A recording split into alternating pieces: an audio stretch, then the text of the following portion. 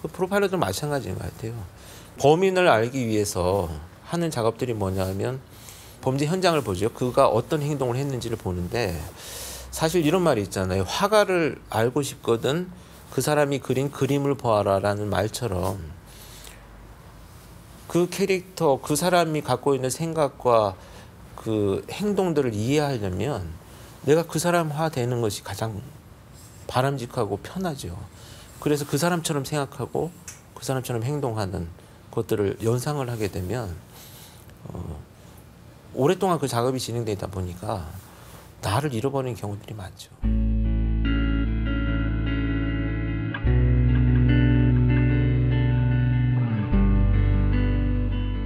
마인드 컨트롤을 잘 하신다 해도 매번 힘드실 것 같다는 네. 생각이 들어요.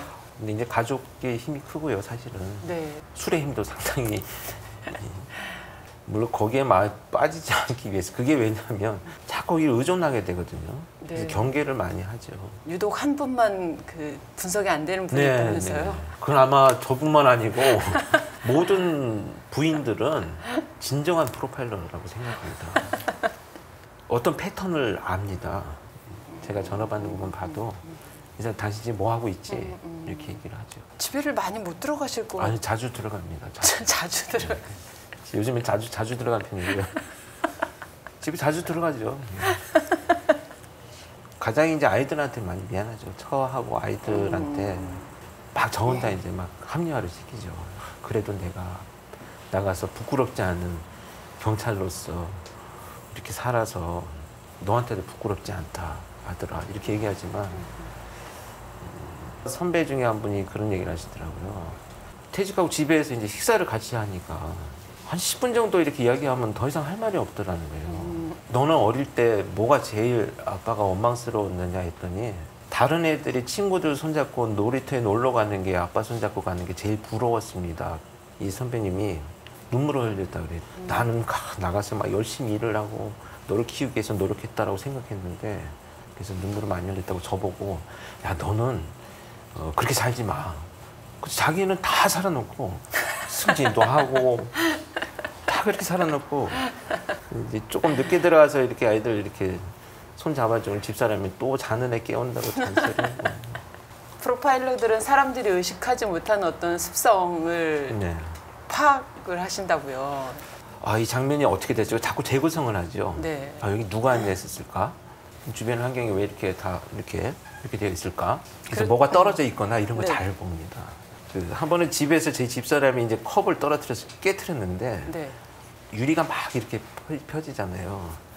그리고 이제 집사람 막 청소기만 돌릴 뿐인데 저는 불을 다 끄고 프라시를 비춰보면 정말 환하게 보이거든요. 또 이제 큰아이가 이제 성장하면서 이제 코피가 막 나오고 이러면 이렇게 세면대에 막 묻잖아요. 코피 같은 것들이. 그럼 자기 딴에 막 다 치워놓는데 제가 씻으러 들어가면 천지의 피인 것 같아요. 다 보여요. 그 조금씩 묻어있는 피들이 왜 보이나 모르겠어요. 안 보고 싶어요. 근데 제가 다 치우죠. 근데 사실 그런 거에 익숙해지지는 않거든요. 사건 현장을 뭐 수십 건, 수백 건 봐도 자연스럽지는 않아요. 항상 힘들고. 저 같은 경우는 특히 이제 좀 공포스러운 것이 이제 주사 맞을 때 도저히 바늘을 못 보겠어요. 정말 그 온갖 모습을 다 봤는데 제가 주사를 맞는 건 저는 못 보겠어요. 너무 무서워요. 이 일을 하다 보면 몸이 아파서 입원하는 경우들도 많은데 아, 예. 정말 싫어요. 주사 맞기. 세상에 제일 싫은 게 주사 맞는 거예요. 너무 아파요 또. 이렇게 혈관을 맞으면. 그 사람들이 그 하는 고유한 행동들이 있잖아요. 네, 네. 분명히 이유가 있다. 네, 네. 근데 그런 걸 다 해석하고 살진 않아요. 제가 어릴 때 막 영어 선생님, 수학 선생님 특히 이렇게 뵈면 야, 저 많은 수학 공식을 머리에 매일 외우고 다니나. 저도 제가 해보니까 수천 명의 범죄자를 만나서 막 인터뷰를 하고 그래도 그거를 어딘가에 넣어두고 필요할 때 꺼내지 늘 꺼내 있지는 않은 것 같아요. 범인들의 집에 네. 그 프로파일러나 또 네, 형사들이 네, 뭐 이렇게 네. 스크랩을 해놓는 네. 경우도 있다고요. 네. 한 번 갔는데 그 서울 서남부 사건 때 네네. 제가 어딘가에 인터뷰한 내용을 싹 이렇게 스크랩을 해놨어요. 네. 그래서 그걸 제 손으로 찾았는데 너무 반갑더라고요. 얼마나 반갑냐면 야 그래 내가 너 같은 놈들 보라고 내가 인터뷰한 거야 하는 심정이 그래 내가 너를 2년 동안 이렇게 추적하는 동안 너도 나를 보고 있었구나. 막 이런 미소가 띄어지더라고요. 집사람은 도저히 이해가 안 가는데. 저도 정말 이해가 안 가네요. 반갑죠. 경찰들은 범인을 만날 때가 가장 반갑습니다. 아니 이제 이렇게 만난 게 아니라 좀 끔찍하잖아요. 집안에다가 나에 대한 정보를 이렇게 딱 놓은 거를 내가 발견했는데 반갑죠. 아, 반갑습니다. 반가운 게 먼저세요. 네. 네. 직업의식이 엄청 투철하신. 아니요, 글쎄요, 잘 모르겠습니다. 근데 굉장히 반가웠어요. 진짜. 너무 반가웠고 아마 신변의 위협을 느끼거나 이러진 않으셨어요? 그렇지는 않습니다. 뭐 그게 두려웠다면 경찰을 그만뒀겠죠. 자기를 추적하는 사람을 보는구나 범죄자가. 예. 그래서 그 언론에 보도된 자기 범죄를 보는 사람들의 논문을 썼었어요. 가장 많은 범죄의 원인은 무엇이라고 생각하세요? 이기심 아닐까요? 이기심. 자기만을 생각하는 이기심.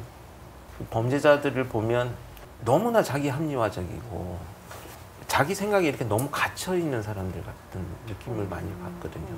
그들이 그런 행동을 하고 만족감을 느껴요? 그렇죠. 이 사람들은 아까 이제 시기의 감정을 말씀드렸던 네. 것처럼 누군가의 내가 갖고 있지 못하는 행복과 가족과 사랑을 파괴하고 나면 자기 자존감이 높아졌다고 생각을 하는 거죠. 그래서 내가 낮아진 자존감이 좀 회복됐어. 이렇게 이제 생각을 하죠. 그게 이제 어떤 행위를 통해서 비록 남이 그 자기 행위로 인해서 공격을 당했지만 자기는 그 행위를 통해서 성취감 뭐 이런 것들을 찾게 되니까 그만두기가 어려워지는 거죠. 점점.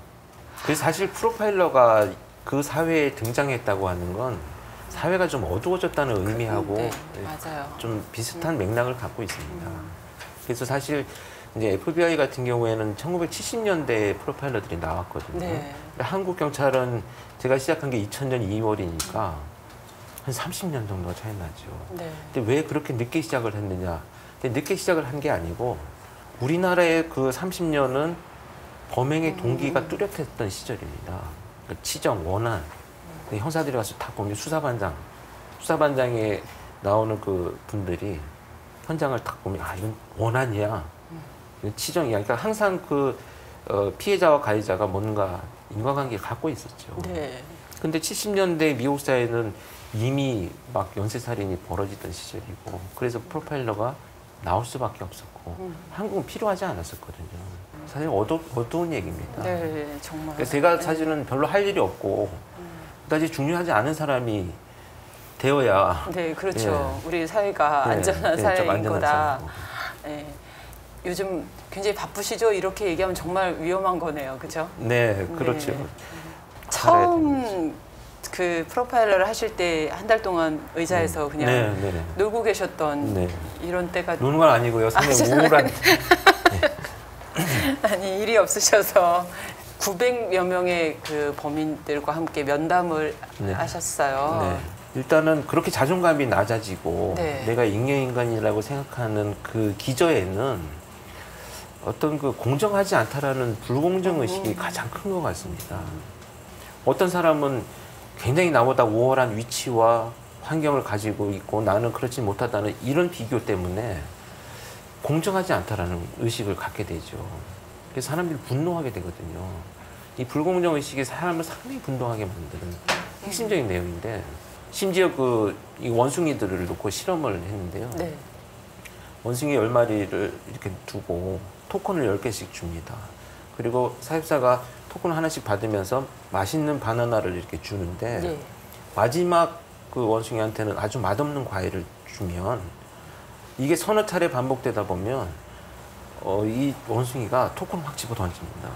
쟤네는 왜 맛있는 거 주고 나는 맛없는 거 주냐는 거죠. 그래서 사람을 분노하게 만드는 가장 큰 원인 중에 하나가 불공정하다는 의식들. 그래서 지금 벌어지는 범죄 유형을 보면 사실은 위층에서 막 큰 소리가 나고 쿵쾅거리면 저는 시끄럽다라고 생각하는 게 아니고 저 사람들까지 나를 무시하는구나 이렇게 네, 느끼는 네, 거죠. 네. 그래서 왜곡되어 있는 겁니다. 그러니까 아이들이 뛰어놀아서 시끄럽구나.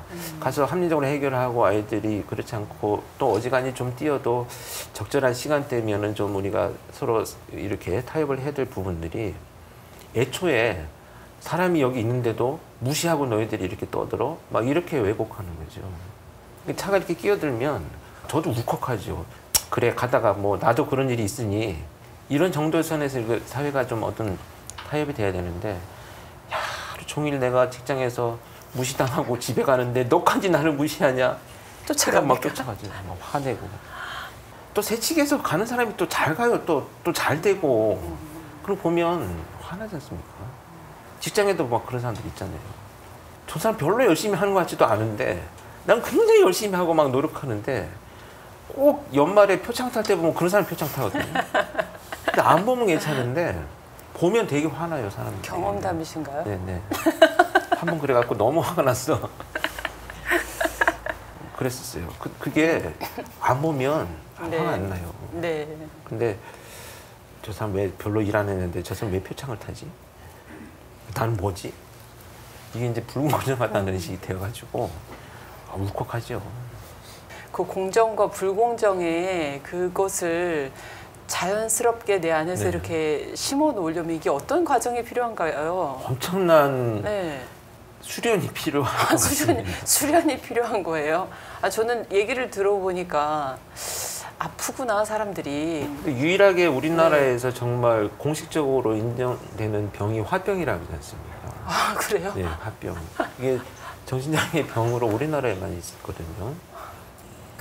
이런 말이 있어요. 괴물과 싸우는 사람은 괴물이 되지 않기 조심해야 된다라는 이야기요. 사실 그 말은 제가 처음에 들었을 때는 잘 이해를 못했거든요. 네, 이 업무를 처음 시작할 때 예. 니체가 그런 말을 했죠. 악의 심연을 너무 깊이 들여다보면 그 심연도 너를 보고 있다. 그래서 잘 이해를 못했었습니다. 이제 수백 명의 범죄자들을 만나고 현장을 가서 그들의 행위를 보고 내가 어느 순간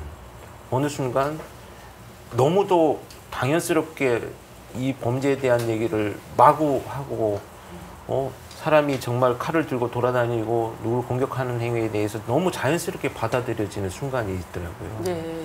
그래서 이게 내가 악의 심연에 빠지는 거구나. 내가 아무렇지도 않구나. 이런 끔찍한 범죄가 너무 익숙해졌구나. 이게 악의 심연에 내가 빠져 있는 것인가. 그 이후에 후배들한테는 일로 생각을 좀 하자. 예. 모든 것을 다 네가 내려놓고 거기에 빠지면 범죄가 일상화된다.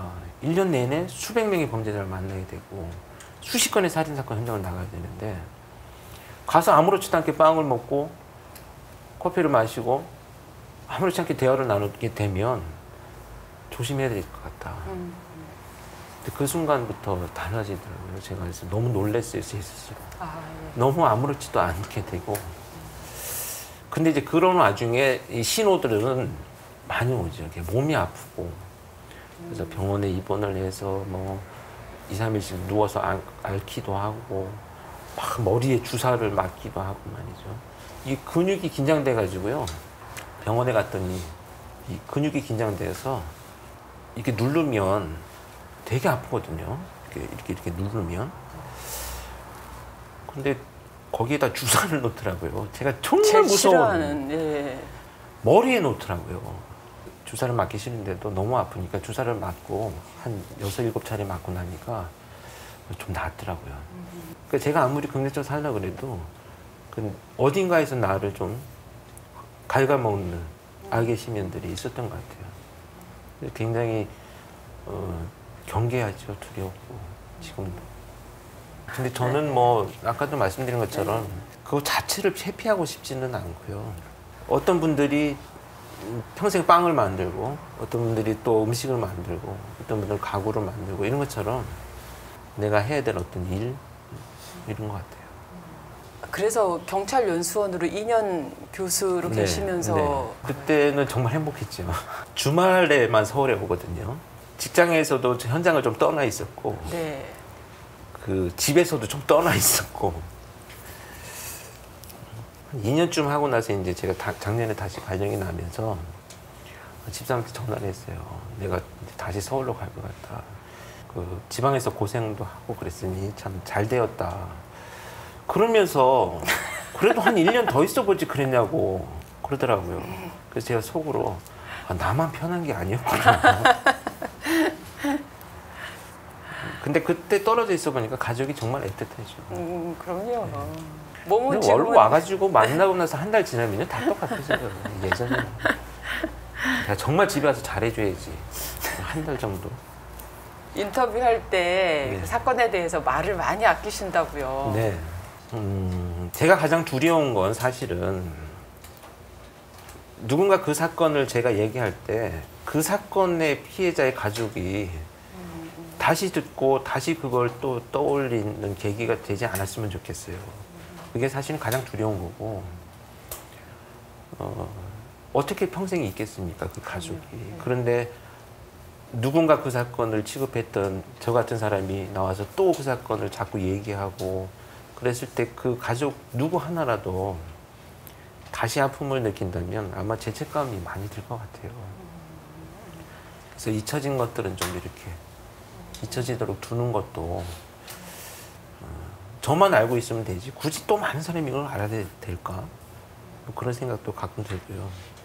공소시효가 끝난 화성 살인 사건 그 사건 때문에 지금 프로파일러가 되신 거라고요. 사실 이제 그 사건이 그 한국의 우리 근대사에 보면 네네. 가장 해결되지 않은 문제의 연쇄살인 사건인데 네네. 그게 이제 아쉽게도 공소시효가 끝났습니다만 그 당시 제가 99년도 2000년대 이걸 시작할 때만 해도 반드시 그 사건을 해결하자라고 하는 그 열정적인 의지가 있었는데요. 네.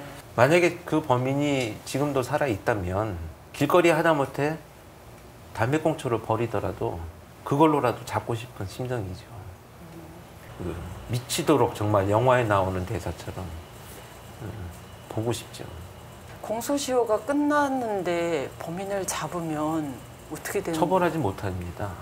예전에는 살인이 15년이라는 공소시효가 있었는데 네. 그만큼 과학이 발전하지 않던 시절이거든요. 죄송하지요 피해자들한테. 미안하기도 하고. 27년 동안 경찰 네. 생활 하셨다고 했어요. 수없이 많은 그 네. 폴리스 라인을 딱 뚫고 들어가시잖아요. 섬뜩하지는 않으세요? 아, 거기는요. 네. 그 폴리스 라인은 네. 공기가 다릅니다. 같은 공간에 있지만 네. 그 선을 넘어가면 정말 차갑고 우울하고 어두운 공기들이 있고요. 그 폴리스 라인의 바깥 세상은 너무나 많은 행복한 것 중에 그냥 가시처럼 아픈 하나라는 생각이 들 때가 많아요. 그러니까 바깥 세상은 너무나 행복하고 내가 왜 꼭 여기를 들어가야 되나? 나도 안 들어가고 이렇게 좀 더 많은 행복한 장소들에 살 수 있지 않나? 반드시 꼭 들어가야 되는 사람이지 않습니까? 네. 꼭 반드시 봐야 되고 공기가 다르게 느껴지는 그런 좀 감정이었던 것 같아요. 여기 너무 힘든 곳들이죠. 근데 제가 힘든 게 아니라 그 안에 이미 정말 아픈 피해자는 말도 못하고 거기서 쓰러져 있는 겁니다. 그런 장면들이 좀 힘든 거죠. 피해자분들하고 이렇게 마주하시면 감정이 근데 현장에서는 별로 그런 걸 사실 느끼지 못하고요. 보아야 될 많은 것들이 있어서 사람 생각이나 머리의 어떤 과정이 감정하고 해야 될 일하고 좀 빨리 분리하지 않으면 네, 예. 네, 놓치는 것들이 많죠. 네, 그래서 맞아요. 그럴 거예요. 좀 냉철하게 생각하고 근데 좀 강심장이세요? 아니 그렇지 않습니다. 현장에 다시 가서 네. 그 뭐 밤이든 새벽이든 네. 그 어떤 이렇게 막 이미지를 그려보고 막 다 하셔야 되는 그렇죠. 거잖아. 그건 두렵죠. 우리 고양이 한 마리 튀어나와도 얼마나 놀라는데요. 정말 놀라는 경우가 많고요. 또 그런 이제 그 서남부 사건 수사할 때 그런 경험이 있었는데 그 골목골목에 이제 범행이 벌어졌는데 네. 그 시간대에 이렇게 가거든요. 검거되기 전에. 예. 그럼 다니다 보면 동네 분들이 신고를 하세요. 저 이상한 놈이 지금 골목에 돌아다닌다고. 그래서 저를 잡으러 경찰관들이 막 신고받고 온 경우도 있고요. 골목에서 뭐가 이렇게 탁 나오면 놀라죠. 아, 가실 때 혼자 가세요? 아 이제 파트너하고 가는데 같이 가시는데. 그래도 놀라죠. 강심장은 없는 것 같아요. 그래도 뭔가 좀 기본적으로 강심장이 좀 되어야 일을 하시는 게 아닐까요? 근데 저는 그 다른 훈련이 분하고 되지 좀 않은 비교해서 것 같아요. 보면 강심장 전혀 아니세요? 네, 아니, 별로 아닌 것 같아요. 그냥 보편적인 것 같아요. 주변에 다 강심장이라 주변이 워낙 세서 제가 좀 약해 보일 수도 상대적으로 있고요. 네. 외적인 건 강심장이 아니어도 내적으로는 좀 강하신 분일 수 있죠. 글쎄요, 저는 좀 무기력한 경우도 많고요. 잘 모르겠어요. 제가 저를 분석을 잘 할 기회가 없어서 그런지. 근데 어쨌든 좀 잘해보고 싶어요, 일을. 예. 그래서 빨리 좀, 저는 항상 이렇게 기도를 하거나 또는 이런 내용들이 어떤 사건이 났을 때 빨리 길을 알려주세요라는 이런 걸 많이 했던 것 같아요. 예. 왜 또 이 사람, 또 한 사람, 또 한 사람이 더 늘어나면 정말 자꾸 이상한 죄책감들을 느끼게 되고 너무 미안해요, 피해자들한테. 그래서 가족들하고 어떤 때에는 새해 소망을, 올해 소망을 빌어보자 그러면 가족의 건강 막 이러잖아요. 저는 사실 그게 두 번째 경우가 있었어요. 빨리 이놈 잡게 해주세요, 뭐 이런 거. 그런데 속으로 하니까 집사람 모르죠. 그래서 빨리 해결되고 집에 빨리 들어가고 싶은 생각이 있을 수도 있고. 너무 무거운 사건들을 많이 경험하시다 보니까 이거를 조금 내 안에서 빨리 이렇게 덜어내는 거를 해야 네. 정말 숨을 쉴 수 있으셔서 이게 자꾸 이렇게 조금 더 가볍게 얘기하실 수도 있으실 것 같아요. 이렇게 얘기하실 때 듣는 사건은 엄청난 건데 이거를 내 이불을 통해서 계속 무겁다고 네. 얘기하면 더 본인도 무거워질 감당하기가 힘드실 것 같아서. 그래서 마인드 컨트롤하면 보통 그런 거 하지 않습니까? 이게 어딘가에서 그 생각들을 이렇게 담아서 쓰레기통에 하나 만들어가지고 저쪽에 항상 막 버리고 그러죠, 혼자서. 그리고 오면 막 따라오잖아요, 쓰레기통이. 다시 달라붙고 막 그러지 않습니까? 그런 거 아시나요, 지금? 내가 막 어떤 생각을 버렸는데 계속 따라오고 막 그러면 네, 안 알죠. 버려지죠. 네, 알죠. 네. 네. 그래도 또 이렇게 버리시고 이러셔야 돼요. 근데 이상하게 그런 그 사건들은 점처럼 어딘가에 다 이렇게 박혀 있는 것 같아요, 제 머릿속에. 근데 그게 힘들고 막 트라우마처럼 느껴지는 게 아니고 네. 그때 그 사건 하면 바로 그냥 이렇게 파노라마처럼 막 떠오르는 거죠. 그래서 저장 능력이 뛰어난 건 아닌데 그런 것들은 그렇게 이렇게 어딘가에 들어있다가 인출만 하면 바로 나오는 것 같아요. 근데 뭐 친구들하고 뭐 옛날에 즐거웠던 생각 이런 것들이 어느 순간 튀어나오는 것처럼 같은 그런 것 같아요. 어딜 가시다가도 혹시 그 장소가 예전에 네, 뭐 그런 것도 현장이다 있고. 그러면 네. 또 어떤 피해자의 상처가 있어요. 네. 근데 뭘로 도대체 공격을 했는지 모르겠어요. 예. 그럼 그 상처에 그린 모양만 보고 머릿속에 담고 길거리를 걸어가죠. 가면서 어떤 물건만 봐도 저게 좀 비슷한데? 야, 이걸로 했을까? 그러니까 모든 게 다 그냥 범행 도구로 보이는 거죠. 근데 해결되고 나면, 그거였구나. 이렇게. 이상해져요, 프로파일러들 오래 하면.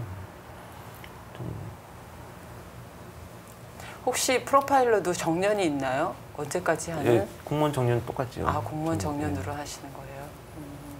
후배들이 빨리 좀 이렇게 양성이 됐으면 좋겠어요. 아니, 피해자들 앞에서 눈물을 흘린 때도 있나요? 미안함도 있고요. 예. 아니 근데 뭐 눈물이 안 나는 게 더 비정상 아닌가요?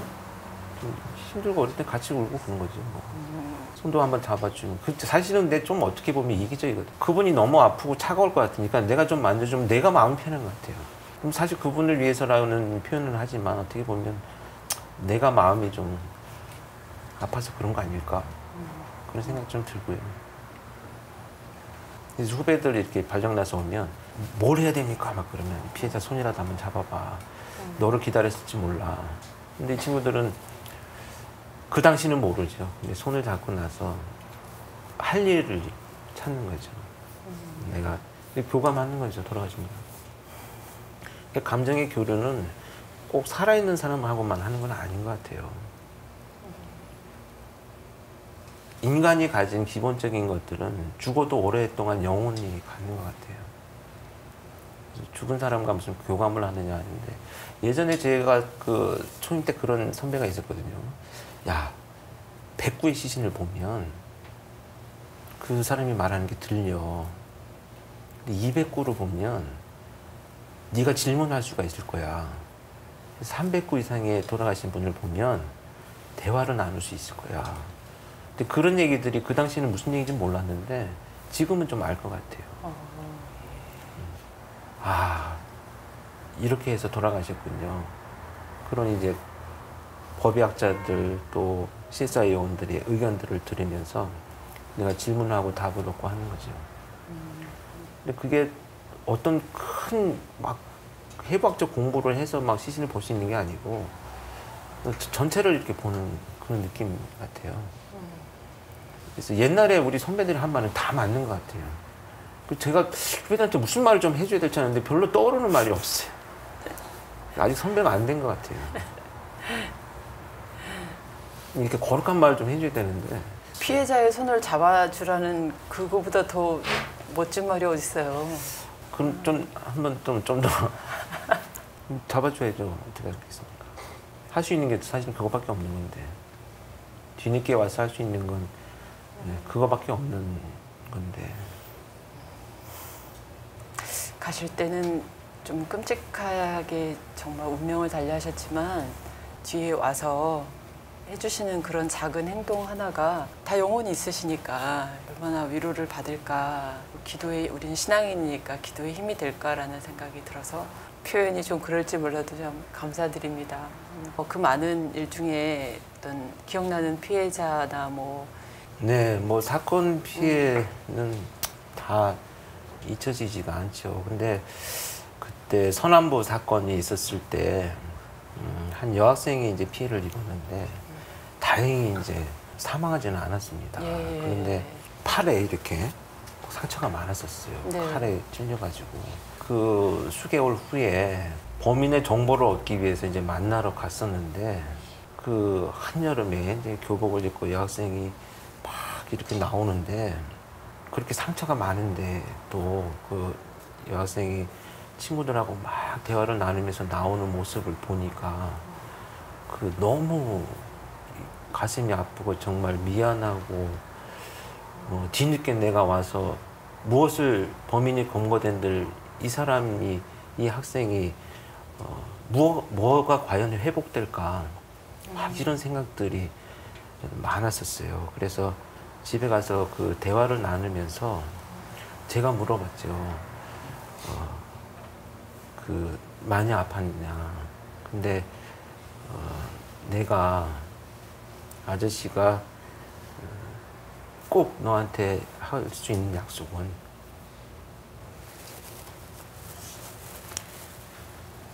이 반드시 잡아서 너한테 사과하도록 할게. 근데 그 범인이 검거되고 나서 그 아이가 가장 먼저 떠오르고 지금은 세월이 많이 흘러서 이제 컸을 텐데 잊고 살았으면 좋겠어요.